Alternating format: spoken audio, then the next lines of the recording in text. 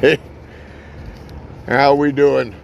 Yeah, it's Don, the director of fun, and I am out here in a little place called Wellington, Utah. It's actually just outside of Price, if you know where that's at. Little travel center I like stopping at.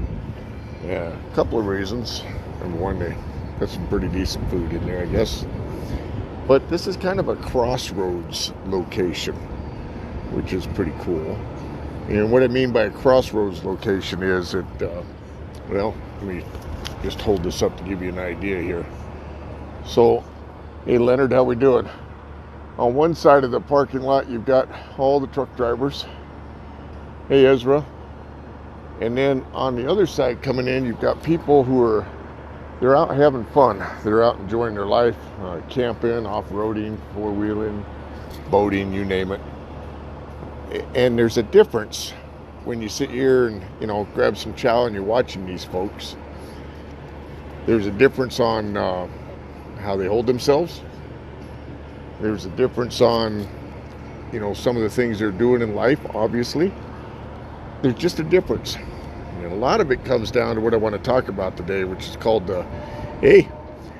called about the levels of money, the three different levels of money. Hey Sandra, how we doing?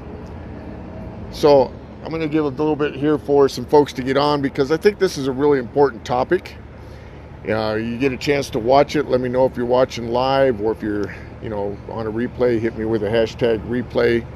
And I would love to know where you're watching this from around the world because I got a lot of folks that end up seeing it, especially on replay during the middle of the night, my time, from a lot of other countries, which is pretty cool. Make sure you like it. If you happen to see it later on YouTube, make sure you take a chance to a minute to like it and make sure you've subscribed to my channel so you can keep track of all these coming out. I want to talk about the three levels of money. Hey Sean, how we doing?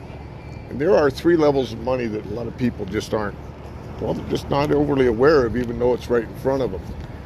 Leonard, how we doing? Oh, from Massachusetts, awesome. Hope it's not as hot out there as it is out here.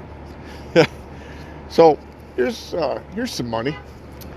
Got me, what we got? Got a $50 bill, got a $10 bill, got a $5 bill. Nothing real lot. But this is what people are after, right? This is what they're out doing everything they can in life to generate. Before we get talking about the three different levels of money, I want to talk a little bit about what money is. Because it's a little confusing to some folks. See, most people think this is money, right? I'm sure you would think it's money. $50 bill. Hey Sean, $10 bill, $5 bill, nothing much. This $50 bill is worth what? 10 times what this $5 bill is worth, and yet they all look almost the same. Richard, how we doing? This 50 doesn't look much different. But this is real, right? It's what we go after, it's what we do, it's what we're working for. People consider this to be good money. Sandra, it sucks to be hot, but don't worry. 6 more months, you'll be freezing cold. So, I have to ask you a question. We know this is money, or everybody thinks it's money. How about this? Is this credit card money? Is it really money? Some people will get on there and say, well, yeah, it's money. Is it money or is it a representation of money? Because, I could take my card and I can go swipe it, right? And it will transact like money. But is it money? Is it this? So let's talk about this. Money, there are three levels of money, but the lower, the base level money is the physical reality of money. So this is the biggest cause of divorce around the world because people are fighting over it. They don't have enough of it. It causes people to rob other people. It doesn't cause it, but people rob for it, trying to get their hands on it. For some people, it brings temporary excitement. We're going to talk about that, temporary pleasure. But this is what people are battling for every day. This is what people are going to work 2 or 3 jobs in order to have. This is what the masses are after, to include a lot of folks in our industry right here as entrepreneurs, right?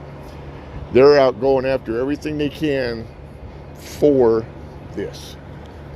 This is the base. This is where most people are at in society. This is what they work for. This is what they struggle for. It's their primary goal to earn a dollar. So it's the physical level. Hi, Amy. Now, I'm not saying that we don't need the physical representation of money, because really, this only has as much value as we as a society decide to give it, right? I mean, it's still a representation. So tomorrow, if the economy changed a little bit and they decided to print money that looked different than this, would it still have value? Would we still use it? Absolutely. Hey, Bernard. But this is still a representation of money. The credit cards are still a representation of money. But we fight after it because we need the physical side of it. This is where the masses are. This is where most people in the society are, working for this. But above this level, above that, there's another level. And that level is what we call the psychological value of money. And psychological has a whole different impact. In fact, if you look around society, this is where you'll find most of your millionaires and billionaires. Not all, but most of them deal in this particular area. And it has a two-sided approach to the psychological value. You're right, Sean, absolutely right. So what happens? Let me give you an example. So you've all heard of a couple of guys named, oh, I don't know, what's that guy that runs Microsoft? Go ahead, throw it on there. Or Warren Buffett, or some of these guys. Well, when the stocks all started falling a few years back, they lost a lot of money, didn't they? Millions of dollars. Like a lot of us did, and they lost it pretty quick. Now they lost this. They lost the base money. But here, psychologically, yeah, Bill Gates, there we go, Ezra. I knew somebody'd get it on there. But psychologically, did they really lose the money? I want you to think about it. Physically, they lost millions of dollars. Some people lost more than that. But here, psychologically, did they lose it? Think of it this way. Does Bill Gates, do you think he runs around thinking about himself as rich, wealthy, or poor? Now, I'm not talking about ego or better than anybody. I'm just talking about income. Does he think of himself as wealthy or poor? I bet he thinks of himself as wealthy. Same with Warren Buffett. Same with a lot of other people. They think themselves as wealthy. Well, the beauty of doing that is, did you notice that most of them that continue to think that way, that have it here psychologically first, got all their money back? They made it all again. Money tends to rise to the level of our psychological impact or our psychological thinking of the value of money. And you watch this in your neighborhood. You watch this with people you know. Oh, I'm never going to be rich. I'm so poor I can't pay attention. A lot of things that we've heard said, probably some of us said, I have. The money stays at that level too, doesn't it? Regardless of how much effort they put in, how many jobs they're working, how much they're going out and busting it, they don't get the wealth. Then you have other people that psychologically, they're wealthy. They've got it. And if they're brand new getting started in business, well, they just create it. Some of the stuff we teach them how to do in the Success Challenge. But if they already have it and they go through a downside, which everybody does and everybody will, they get it right back. Because here, they're wealthy. I'm going to give you a flip side of that. You ever met or heard of somebody who won one of those nice lotteries? And 6 months or a year or 2 years later, usually 2 at the most, they're broke, if not bankrupt or in debt. What was their psychological value of money? It's not about the wealth, because if it was, they would have been able to keep the money and still had nice things. But because of their psychological posturing, the money went away. Exactly true, Sean. Money tends to rise to the psychology of rich or wealthy, or lower itself to that of poor. Whatever your mindset is, whatever you see in your head. Now, can you change that? Yeah, it takes a little bit of time. Some of the things we teach in the Success Challenge over time, and glad to help you with that if you're interested. But where's your mindset? Where's your value of funds? Now, I want to talk a little bit about one more level, because I did talk about three levels. There's one more. So I want you to think of money kind of like a pyramid, if you will. So on the base, down here at the bottom, you got everybody fighting each other, working 2 or 3 jobs, driving with everything they can so that they can get their hands on as much of this as they can. And when something goes wrong, they jump over here and they start working over here. And when something goes wrong, or they're not happy anymore, the company lets them go, they jump over here and they start working as hard as they can. Most are good people, but this is their value. Hey Matt, how we doing? So if this is their only value, that kind of sets up our base. Then the second level, being psychological thinking of money, is they go after the money with a mindset that, hey, I'm already wealthy. I'm already going to have this. I already have this here. I just got to do the things in process for the funds to catch up. And we watch that happen. Those are the people that you see in whatever venture you've chosen. And this can be a brick and mortar business, traditional business. It can be an entrepreneur, whatever it might be. Those are the people you watch become successful, because in their mind, they've already established that they're successful. They've already established that they're wealthy, and they just do the things that bring the value of the money up to their psychological process, their thought process. But there is one more level. So there's this book. I've probably done some reading in it. You guys might have. You might want to check it out if you haven't. And I'm just going to paraphrase something that it said in there. Hey, Chris, how we doing? That Bible book, you know.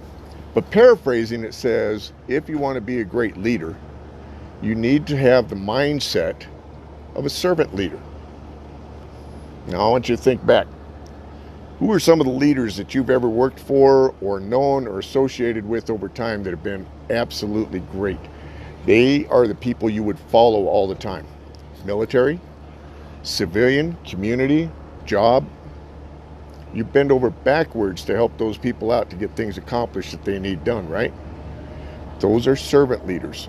They come in with the mindset of, who can I help? They don't even think about this. It's, who can I help? How can I help? And how many can I help? And what do I have to do to put things in motion to help those people grow?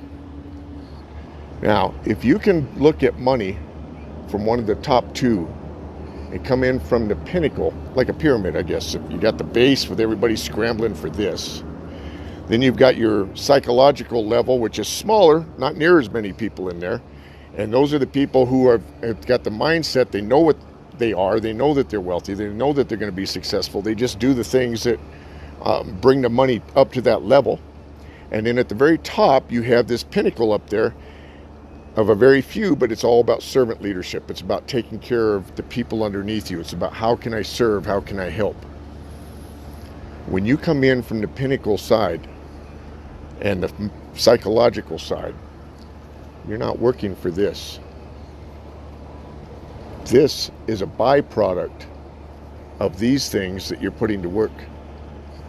That's what sets leaders apart. That's what sets the wealthy apart. The wealthy don't work for this. They already know that's coming. That's just a byproduct of what they're out doing. So it's all a matter of being able to determine where you want to be at in your mind, in your approach. Are you into it for a buck? And yeah, everybody's got to make $1. I get that. But is that the reason you're into it? Or are you into it for something higher and this just becomes an awesome byproduct? You'll have to decide that. You know, we help people do that with the challenge big time. I know, because I'm a result of it. Be glad to get you some information on that if you're interested. Like I said in the beginning, if you're catching this on a replay, make sure you hashtag replay. Let me know where in the country or world you're watching this from. And, you know, if you catch it on YouTube, make sure you like it and subscribe to my channel. Got a lot of things happening. Be glad to send you some information if you're interested. But more importantly, I hope that I got something across for you to think about today.